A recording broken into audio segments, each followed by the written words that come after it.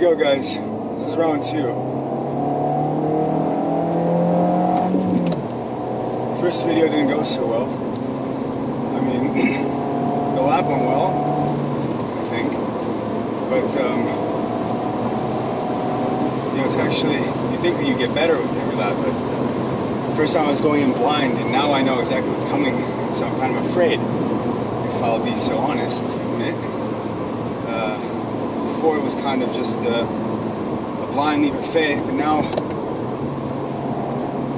it requires a little bit more attention now that I know exactly what's ahead of me and the inherent danger. But danger, excitement, it's all synonymous. Here we go.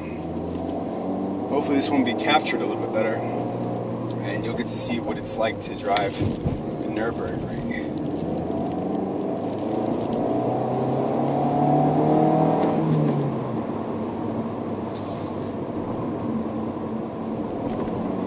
And here we go.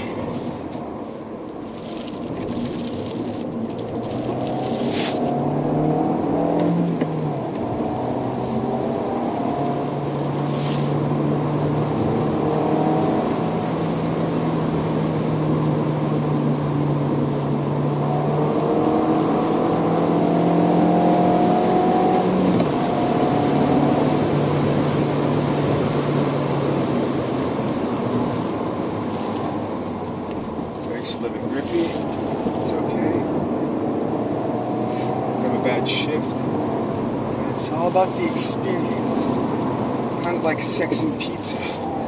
Even when it's bad, it's good. Unless somebody gets hurt, then it's not so good.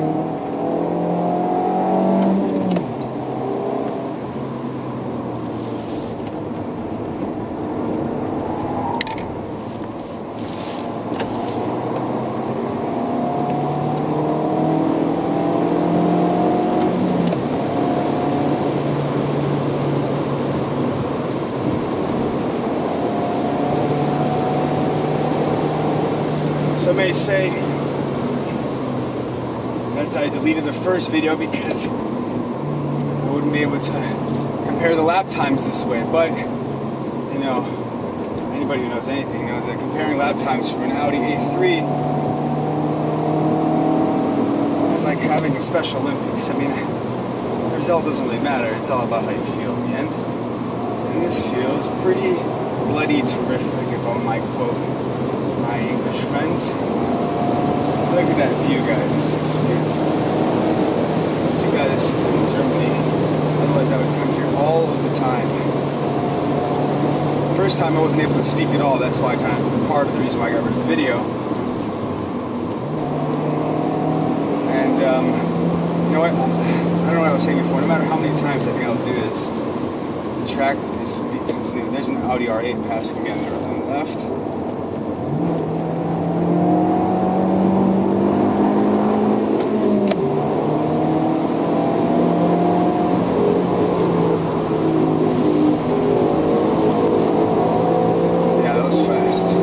Shame at all being passed by a car like that, but shame in not having the balls to be able to drive it. It is one fast car.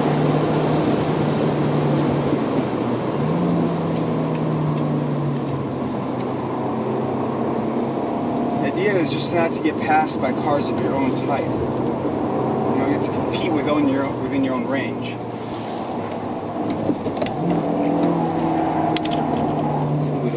Four-wheel drift like that.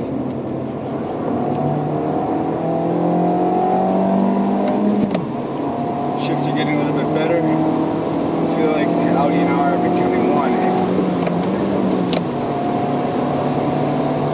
The car behind me is still behind me, even though it does seem faster than me. Hopefully that's a credit to me and not my insanity for taking these corners way too fast. Although sometimes it feels that way. Watching at home and this looks slow to you, it's not.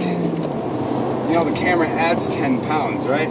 So in this case, the camera, I don't know, makes everything look slower and fatter, but in reality it's quite fast. And beyond that, it's scary also.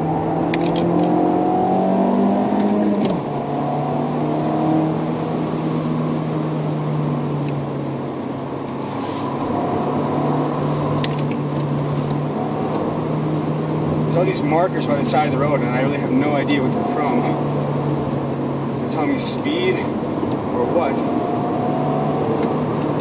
Now it's about to pass me a car that I was going to rent.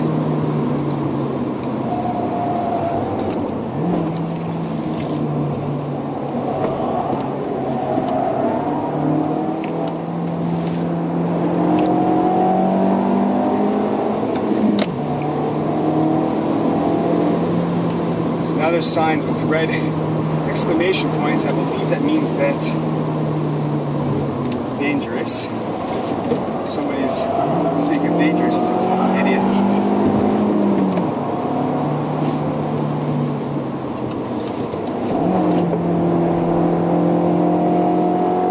Now in the uphill, there's really nothing I can do. The car is simply faster, even though it happens to be a diesel, to my shame. Hopefully I can catch up the car in front.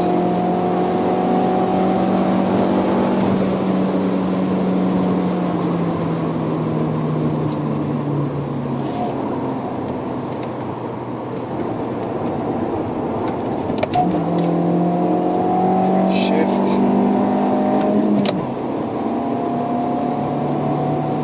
It just doesn't have the grunt. It also doesn't help that I essentially have a second person, or in this case a dead body, lying in the back, because if you'll remember, I am on a trip and for some reason I couldn't find a trustworthy individual to leave my stuff with, so I do have a 70-pound suitcase in the back, which in a car that only has 130 horsepower is a significant loss.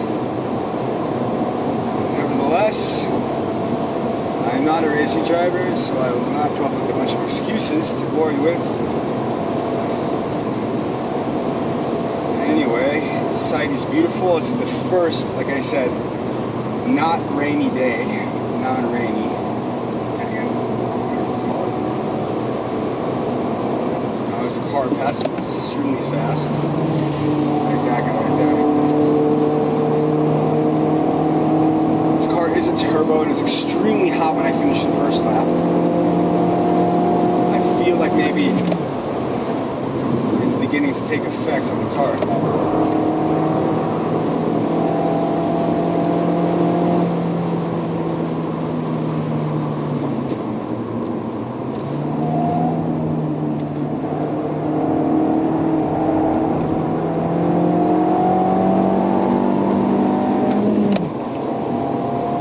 It's a good shift.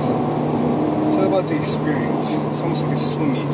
Here's the famous roundabout.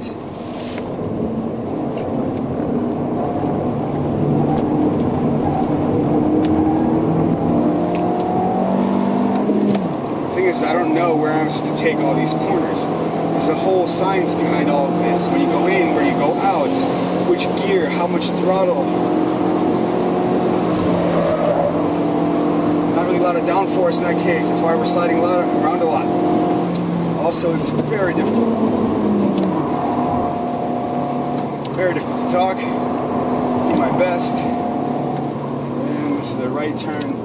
Couldn't tell until just now. There's a car up here that I might be able to pass for my pride's sake.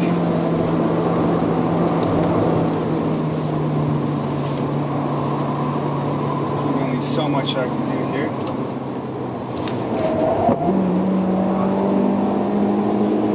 That was about to happen with that jackass. We had a crash of the guy who was drifting the BMW 1 Series, the car that I wanted to get.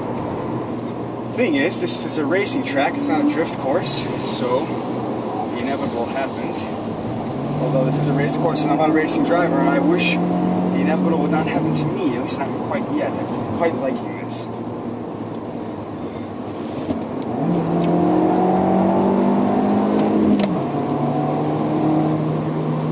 Right here that I might be able to pass.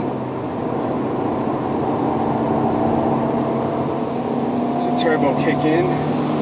Past my first car.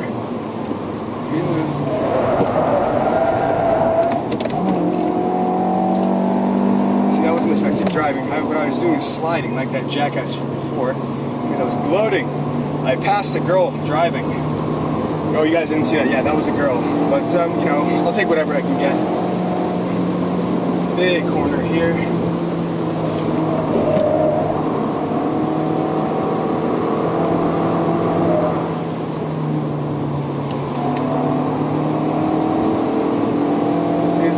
Every single thing is mapped out, the topography.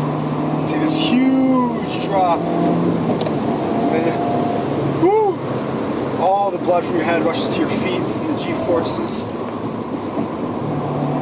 And you have to maneuver this in a way that you're not slowing yourself down by braking, but then again, that you're not killing yourself by not braking. So, it's a very, very fine line that we dance next to.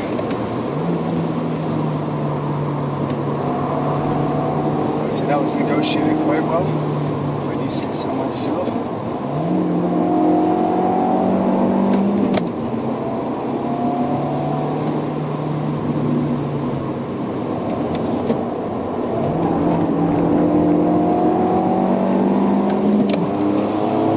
So the motorcycle passes me, has the advantage in straightaway speed and corners.